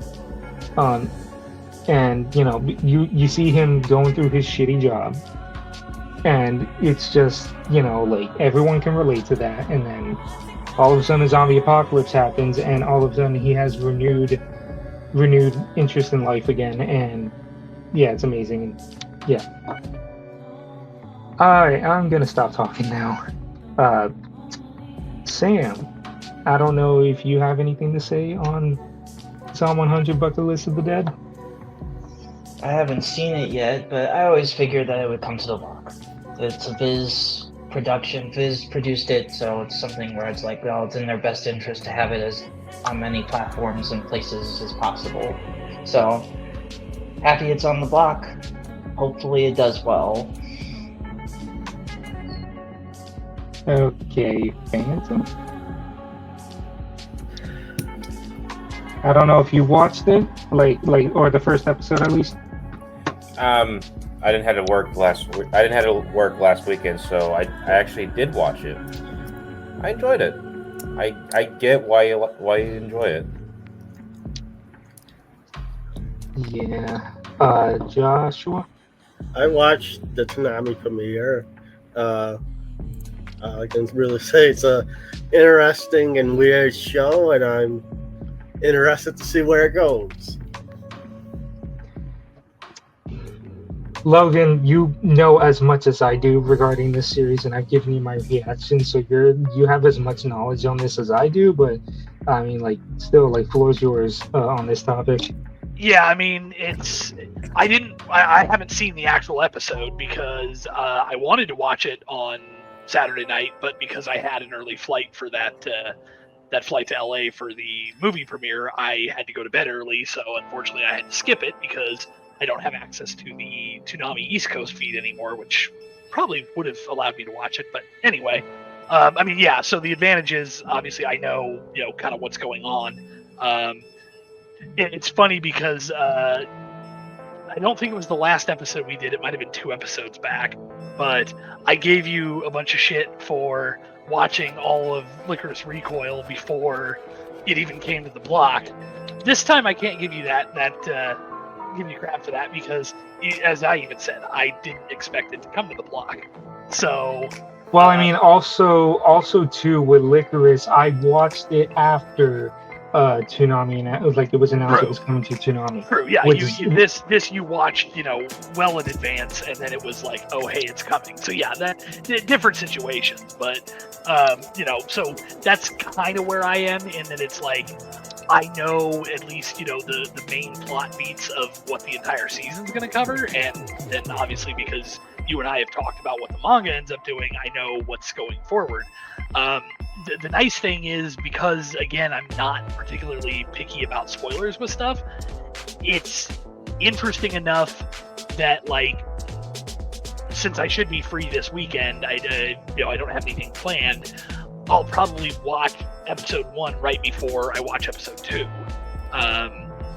So I'll catch up, because that's the thing is like, even though I know the plot beats, I haven't seen the show itself. Like I don't know what the characters sound like, other than obviously I've heard the Toonami bumpers for it and stuff. So like I have an idea what they sound like, but I don't I don't know the voices of the characters. I don't know I don't know what they're like beyond what you and I have talked about. So I'm interested in it enough that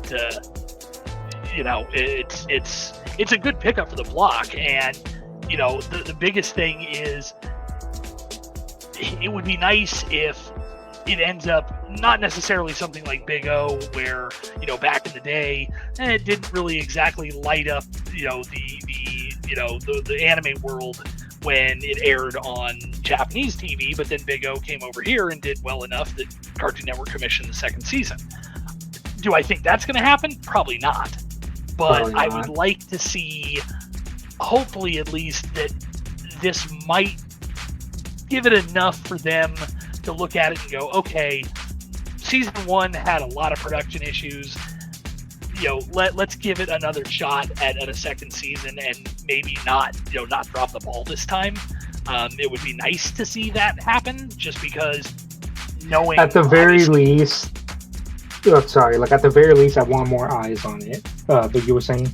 Well, it's just a matter of like knowing what comes after the end of where the first season drops off. Like there's still plenty more that I get the impression that anybody who enjoys what they're going to see in the first season will enjoy just as much what would potentially make up a second season worth of material. So, it's in a tough position, because all those delays definitely hurt the show and its chances of getting picked back up in Japan. And, unfortunately, Toonami's just not, they're not in a position to do anything but get eyes on. Like, they're not going to be commissioning new episodes, because I don't honestly expect the show to do well enough that they're going to sit there and go, wow, we should help fund the second season of this, because it's just, it's a good show, but it's not good enough, if that makes sense. Like that's not an indictment of the show itself at all. It's just it's whereas if it were something like a My Hero Academia, and they're like, oh, we want to make another season, but there's budgetary issues. I could see Warner stepping in and being like, yeah, we'll help you. Like something big, sure, but this just isn't gonna reach those heights. But getting eyes on it, it would be nice if that's enough to maybe convince the Japanese side to go forward with it. So who knows? It's a good pickup for the block, and it's going to coast us through with at least getting through another time slot without having to load up on reruns, which that's always a good thing. And anything that buys them time to get new stuff coming, which we know Toonami has plenty of stuff. Well, I won't say plenty of stuff, but they have a couple of things in production. So anything that gets them a little farther out so that they can, they're not stuck in rerun hell again is always good in my book.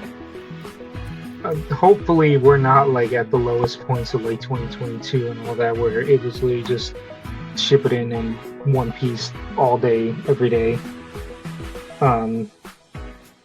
But yeah, I should know because of how bad the yeah, just because of how bad the first season did. Like, I even remember when the last episodes like dropped, and a bunch of the staffers and people were saying like their farewells to it. Like, they just straight up said their adventures continue in the manga. Like, their adventures continue in the manga, and that when they say that, that tells me, yeah, no, a second season is not happening, which is a shame, because if y'all heard me sing my praises to it, read the manga. For the love of God, read the manga. But yeah, like it's crazy too, because some background on this was that like it's a new studio, like the first anime production, and they were formed. They were ex staff from Pokemon, like Pokemon anime. And it's just like I don't know the entire thing about it, but I just know that like they were formed from like leaving Pokemon, and even in the first episode, the building he's working in is supposed to be modeled after the actual studio. Like, I don't know what studio does Pokemon, but essentially, like, it's supposed to be modeled after the old Pokemon studio that they were at. So yet again, it's irony that, you know, they do this, then the whole first episode is essentially like what's apparently, I didn't know this, but it's like an actual term called Black Company or whatever, which is like essentially like sweatshop type environment, like in Japan, which yet again, I know it's a big thing. Anyway, like, but yeah, point is, the show got hurt bad in the simulcast, and I'm hoping that Toonami does justice for it. Well, not justice, but pretty much gets more eyes on it. And yes, I will wrap it up. I'm done. But that's, yeah. Anyway, anyone have anything else to say on this aside from wrap it up?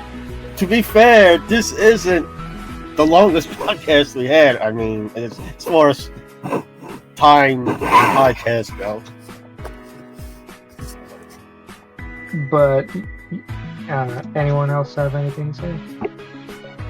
I mean, I'm saying this went by pretty fast considering our podcast. And I'm hoping, for the love of God, I do not have technical issues again. Which, yeah, by the way, for those who watched the recording of last podcast, it is literally like that because Sony Vegas just wanted to say fuck you and just not render the pod. 10 attempts. After the 10th attempt, I said screw it and I changed everything. Anyway. And you might have to edit a few things out. Well, I'm already editing things because I'm putting in their voices. Anyway, but I'm saying certain phantom shenanigans might have to be edited out. Anyway, flipping the audience off. Anyway, gonna wrap it up now. So you can follow me on Twitter at SamSir29, YouTube at SamSir29, which I'm also going to announce. Well, not announce, it's already announced, but Sunday, April 21st, 2 p.m. Eastern Standard Time, I am doing a live stream to celebrate 1,000 subscribers. Myself, a couple members of Toonami Squad and Toonami Faithful are going to be ranking every single show Toonami has aired in its entire 27-year history.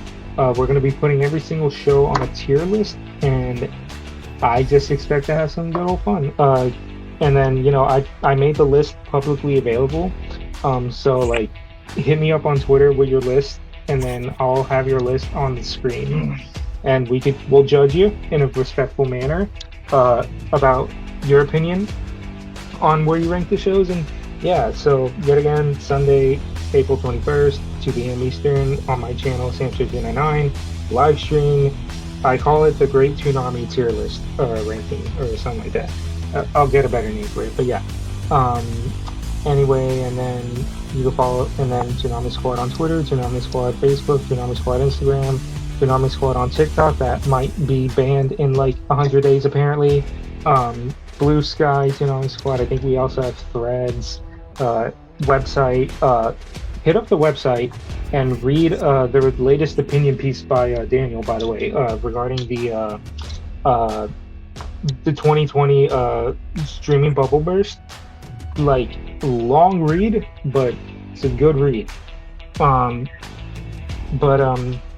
Yeah, I think that's about it. Sam, I know you don't have any social media anymore, but I'm still gonna ask you. I have the Blue Sky, SC Universe on Blue Sky, and then you can just find my work whenever I have the inspiration to write something down on the web. Phantom? Twitter and Blue Sky, PhantomStar64. Same with TS Gaming Zone, twitch.tv/TS Gaming Zone. A couple things, actually. After this episode, we're going to try to finish Snake Eater and move on to Hi-Fi Rush. Can't wait to play that. Another thing, we are trying to gun for partner status for Twitch, so definitely check out my streams. I thought you were going to say Joshua, what about you? You can follow me at JMB_70056 on Twitter, Blue Sky, Threads, Mastodon, Instagram,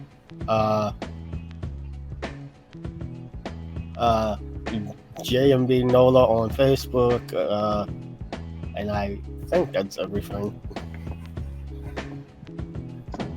All right, and Logan, we leave it off at you. You can find me on Twitter at Schmullis1. Blue Sky, I always forget this, but I think it's just at Schmullis without the one. Hopefully showing up as always on one of your favorite new discotheque titles. Go buy Berserk 1997 because it's good, and It is. I actually have it with me. it's out of stock right now, but we are printing more rapidly, so go buy that. Hopefully we'll be able to excite people with the recent acquisition of Animego, which is where I got my anime industry start. So kind of going full circle on that. That's going to be fun. So yeah, look for get your discotheque titles, get your Animego titles. Buy that stuff and keep me employed. I'm looking forward to the IPX Blu-rays. I will say, as soon as I'm done with like my whole like Toonami binge, the first thing I am watching is Berserk. I have that Blu-ray sitting there, and it is tempting to put it in the PS5 right away, but I'm holding off because I need to prioritize this binge. Yeah, and Phantom made a good point. Shameless plug that's Toonami related. IGPX on Blu-ray May 26th, 28th, something like that. It's end of May because our releases are always like end of May or end of the month. So yeah, sometime next month. Buy IGPX because that was a hell of a project, and May 26th, you said. Yeah, it's like whatever the last Tuesday of May is. So It's just that would be Toonami's return anniversary, May 26th. It's all I know is it's like close to the end of the month. I'm looking at it now. It should be Tuesday the 28th is the street date. So close to the anniversary, but not quite. But so buy IGPX because it was a lot of work, and it's a very pretty upscale. And hopefully at some point season 2 will end up airing on the block. Yeah, that's what I was gonna say. Yeah, I know it's been handed over. It's up to the people at Warner to do their thing and decide when to air it. But hopefully it'll air sometime. Hamtaro And before this podcast gets outdated and it ends up replacing Licorice Recoil or something. I'm very much risking this podcast getting outdated because Licorice Recoil has like 2 episodes left before that's over, so we could very much get news like within the next week or so. Yeah, the news is going to come out tomorrow. We'll be outdated like always. Yep. It's we will. Rule. It is. Well, anyway, I guess that's it. So, once again, like, rest in peace, Akira Toriyama. Um, and I didn't want to go too long on Zom, but I ended up doing it anyway. And yeah, and then tune into my tier list stream. I'm like, this is like the first big thing that I'm actually planning, so like I'm really nervous about it. I just want it to go smoothly. Anyway, yeah, so y'all take care. Y'all have a good night and see ya. Bye bye. Later. Later. Later.